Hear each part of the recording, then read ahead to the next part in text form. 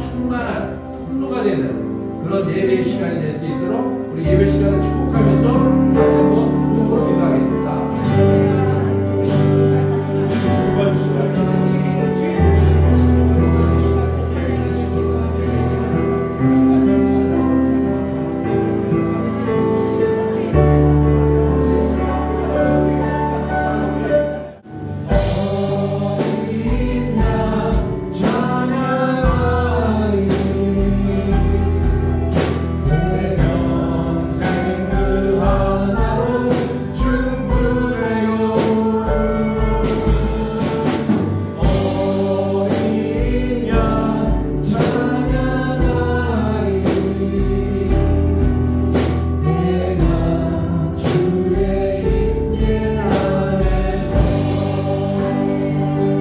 정리하자면 모세를 시기한 누나 미리암과 형 아론이 하나님께 모세를 비방하는 장면입니다.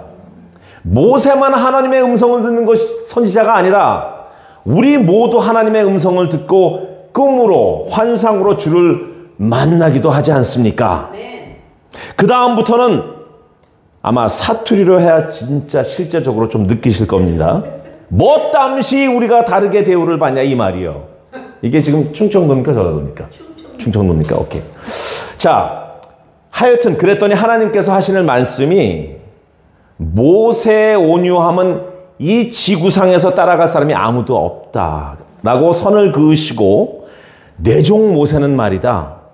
내 음성만 듣는 것이 아니라 나랑 직접 얼굴을 맞대고 대면한다라고 선포하시면서 3절에 이런 말씀을 하셨습니다. 이 사람 모세는 온유함이 지면의 모든 사람들보다 더하더라.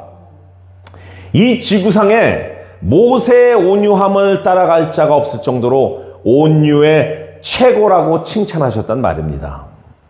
그런데 약간 이해가 가지 않는 것이 아론과 미리암이 우리도 하나님의 음성을 듣는 그런 기프트를 가지고 있지 않습니까? 우리의 영성도 모세처럼 굉장히 높지 않습니까? 모세만이 지도자가 아니라고요. 라는 도전 아닌 도전에 모세는 이 세상에서 영적으로 가장 최고이며 기름 부음이 넘쳐나고 능력이 가장 강한 나의 종이라고 하시지 않고 그저 가장 온유한 젠틀하고 험불한 자라고 말씀하신과 동시에 그렇기 때문에 그는 나를 직접 대면하고 맞댄다. 이렇게 답변하십니다. 그러므로 성령의 열매 중 하나인 온유는 정말 영적인 기름 부음과 성숙과 능력과 최고 수준을 대신하는 영성의 열매임을 우리가 알 수 있습니다.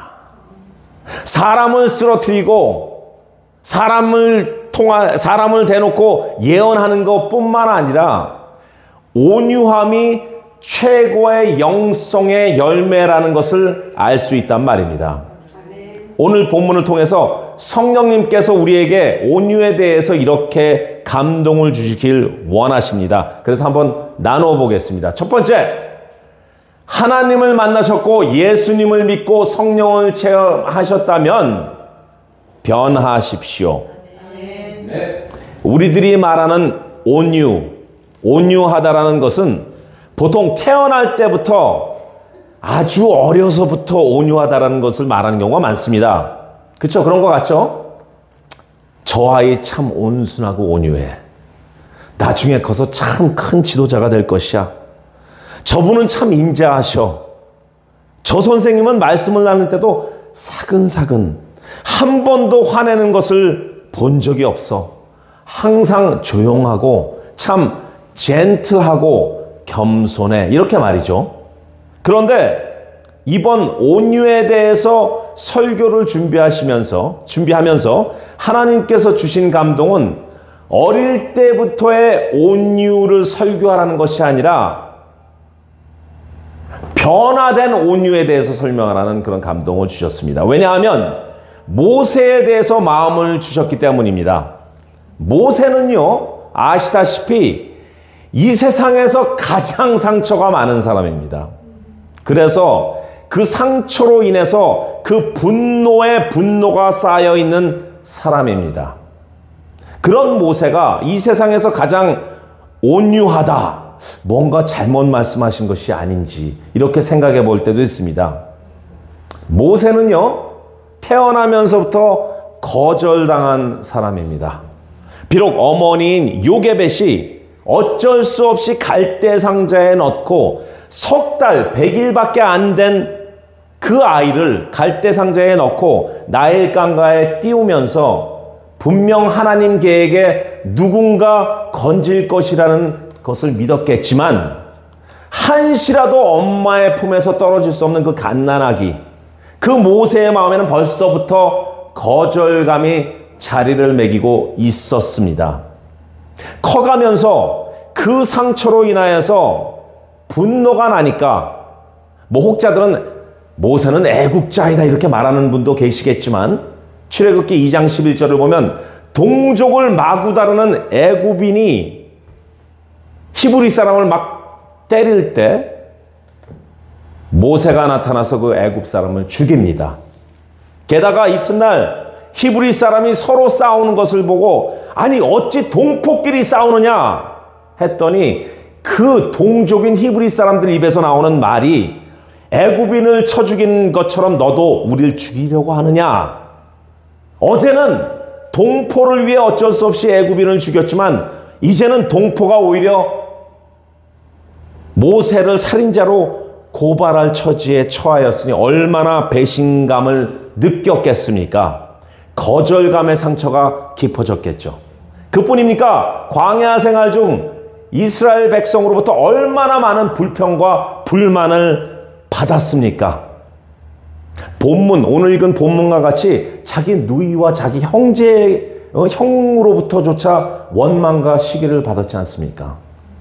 결론은 모세가 이 세상에서 가장 온유한 사람이기 전에 가장 상처가 많았고 거절감 받고 가장 화딱지가 많고 뚜껑 잘 열리는 그런 배신의 불평을 받았던 사람이었습니다. 그런데 하나님께서는 모세는 가장 온유한 사람이라고 칭하십니다. 그러므로 오늘 온유에 대해 하나님께서 주시는 감동은 타고나면서부터의 온유가 아니라 하나님을 만나고 나서의 온유라는 변함의 감동을 주시는 것입니다. 하나님을 만나시고 여러분들은 많이 변하셨습니까? 네. 할렐루야. 아니면 항상 살 얼음판을 걷듯이 그런 성격과 저번에 우리가 나눈 것처럼 부드러움의 반대말이 까칠함이라고 했죠. 까칠한 성품들과 또 온유와는 전혀 반대편에 섰던 분들이 이제는 어떻게 바뀌어지셨는지요. 아직까지 온유의 온자까지 오셨으면 유자까지 가기 전에 빨리 뛰십시오. 천천히 뛰지 마십시오. 빨리 뛰십시오. 모세와 같이 바뀌어야 됩니다. 그것이 바로 하나님 영광 아래 변화된 모습이어야 되기 때문입니다. 아멘. 두 번째, 온유는 사실 강함입니다. 아멘. 여기 계신 분들 중에 강하신 분들. 예? 예, 깜짝이야. 깜짝이야. 예, 없습니다. 맞습니다.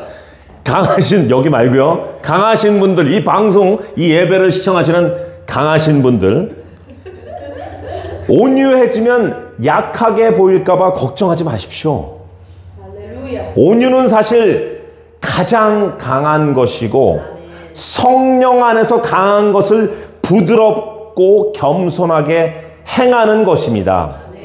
모세는 지도자 중에 지도자였습니다. 여러분들, 지도자는 사실 굉장히 강해야 됩니다. 카리스마가 넘쳐야 됩니다. 자기 주관이 뚜렷하고 목표와 비전이 흔들림이 없어야 됩니다. 어떻게 보면 약간 독재적으로 보일 수도 있지만 그렇게 해서라도 사람들을 리드해야 됩니다. 만약 리더가 약해 있거나 우유부단하거나 이것도 줬어 저것도 줬어 하거나 줏대가 없거나 목표와 비전이 시시때때로 바뀌거나 사람들의 항의에 따라서 맨날 바뀌던가 또는 어떤 안건이 있을 때마다 민주적이라고 계속 표결에 붙여야 된다면 그 공동체와 그 믿음의 모임들은 아마 산으로 갈 때 다시 바다로 옮기고 다시 들판으로 가고 우왕좌왕할 때가 있을 수 있습니다. 그렇게 리더는 강해야 됩니다. 리더는 앞에서 이끌어야 됩니다. 하지만 또는 리더는 뒤에서 밀어주기도 해야 됩니다. 그것이 바로 온유의 모습입니다. 예수님은 가장 강하시지만 가장 온유하신 마음을 우리에게 보여주셨고요. 그분의 사랑 자체가 온유한 마음에서 비롯된 것입니다. 그렇기에 십자가상에서 끝까지 세상을 용서하셨습니다. 누가복음 23장 34절에 이에 예수께서 이르시되 아버지 저들을 사하여 주십시오. 자기들이 하는 것을 알지 못함이니이다 하시더라. 모세도 강했지만 항상 온유함으로 사람들을 대했습니다. 우리는 그런 온유를 배워야 됩니다. 서두에 읽지 않았던 13절을 함께 읽겠습니다. 모세와 여호와께 부르시서 이르되 하나님이여 원하건대 그를 고쳐 주소서. 하나님의 종 모세를 비방하는 미리암과 아론 중에 미리암에게 나병을 주셨습니다. 이에 대해 아론은 모세를 찾아가서 제발 너희 누이 미리암을 낫게 해달라고 하나님께 기도해달라고 부탁했을 때 모세가 어디 감히 내 권위에 도전해 내 분노와 하나님의 분노를 합하여서 더 고통스럽게 만들어줄 거라고 하지 않았습니다.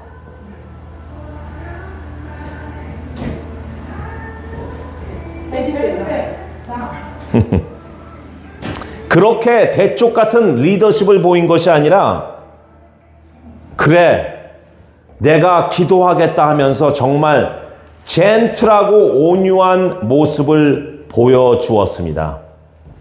하나님의 마음을 돌이켜서 미리암을 낫게 해달라고 간청한 것입니다. 이것이 정성을 다해 마음을 쏟고 진심으로 기도하는 온유한 사람들의 마음이었습니다. 다시 한번 말씀드립니다. 온유는 성령 안에서 강한 것을 부드럽고 겸손하게 행하는 것입니다. 그것이 가장 강한 강함입니다. 다시 한번 할게요. 오늘 우리가 하는 온유는 gentle, same as humble. gentle하고 humble을 기억하십시오. 세 번째, 온유를 훈련해야 됩니다. 말씀으로 계속 들어가야 됩니다. 말을 조심해야 되고요. 상대방을 배려하고 이해해야 되며 어려운 상황에서라도 온유함을 지켜야 됩니다. 이건 모두가 훈련 과정입니다. 그리고 아시다시피 이런 훈련 과정 중에 꼭 건드리는 사단의 계략들이 있습니다. 아시죠? 그 계략에 무너지면요, 잘 맺으려는 열매가 있기도 전에 땅에 떨어뜨리는 결과가 생기므로 주께 가장 좋은 열매를 올린다는 결단으로 훈련을 이겨내십시오. 시험에서 이겨내시란 말씀입니다. 아무런 유혹이 오더라도 그것을 이겨내란 말씀입니다. 하나님의 말씀을 읽는다면 절대, 하나님의 말씀을 지금 읽는다면 절대 복수심과 적개심이 생기는 일이 절대 없습니다. 그냥 마음이 포근해지고 부드러워지고 온유해집니다. 말씀이 바로 예수님이기 때문입니다. 그래서 온유를 느끼는 것입니다. 겸손하게 되고 부드러워지는 것입니다. 가끔 숙면이 올 때도 있습니다. 그리고 말을 조심해야 된다고 했는데 말을 조심한다는 것은 말을 하지 말라는 이야기가 아닙니다. 조심하라는 것은 마음속에서 쌓고 있던 마음을 입술을 통해서 여과 없이 하지 말고 마음에 쌓여있던 기분 나쁜 마음들, 마음 아팠던 마음들, 상처받았던 그리고 뚜껑 열렸던 그런 일들로 쌓였던 그 마음들을 좀 녹이시고 입으로 나오기 전에 여과를 하시고 하시는 것이 낫다라는 말씀입니다. 아예 말을 안 하고 있으면요, 그것은 상대방을 오히려 더 불편하게 만들 수도 있습니다. 좀 이해가 되십니까? 네. 쉽게 이야기하자면 지적질하지 마시라는 이런 권면입니다. 그리고 상대방을 배려하고 이해하는 것은 내가 그들의 입장이 되어보는 것입니다. 그런데요, 솔직히 반전은 있습니다. 상대방의 입장이 되려고 노력했던데 이건 도저히 이해가 안 되는 경우가 있어요. 상대방의 입장이 되려고 하는데 도저히 이해가 안 되는 경우가 있습니다. 경험해 보셨죠, 여러분들? 그런데 계속 쉬지 말고 해보면요, 성령께서 밝혀주시는 조명하심이 그 상대방을 온유로 바라볼 수 있게 도와주신다는 것입니다. 어떻게 해요? 내가 저 사람의 입장이 돼 보니까 저 사람 참 상처가 많은 사람이구나. 저런 행동과 저런 생각들이 전혀 이해할 수 없지만 정말 저 사람을 위해서 기도하시라고 하나님께서 나를 붙여주셨구나 하고 마음이 바뀔 때 우리에게는 오히려 온유가 나타내지는 것입니다. 어려운 상황에서 온유함을 지키는 것은 다른 성령의 열매들을 잘 보살피는 것과 다름이 없습니다. 사랑과 희락과 화해와 화평과 오래 참음과 자비와 양성과 충성을, 그리고 온유 뒤에 나오는 절제 모두를 잘 자라나게 하는 밑거름과 같다는 것입니다. 바로 온유가 밑거름과 같다는 것입니다. 다시 한번 정리해 보겠습니다. 하나님을 만나셨고 예수님을 믿고 성령을 체험하셨다면 변하십시오. 온유는 사실 가장 강함입니다. 그리고 온유는 훈련을 해야 됩니다. 성도 여러분, 온유해집시다. 예수님처럼, 모세처럼요. 그렇게 사시기로 결단하시는 여러분들과 저를 예수님의 이름으로 축원하며 한 구절을 마음속에 새겼으면 합니다. 바로 이 구절입니다. 아주 유명한 구절인데요. 마태복음 5장 5절의 구절. 같이 한번 읽겠습니다. 온유한 자는 복이 있나니 그들이 땅을 기업으로 받을 것이며. 아멘. 기도하겠습니다.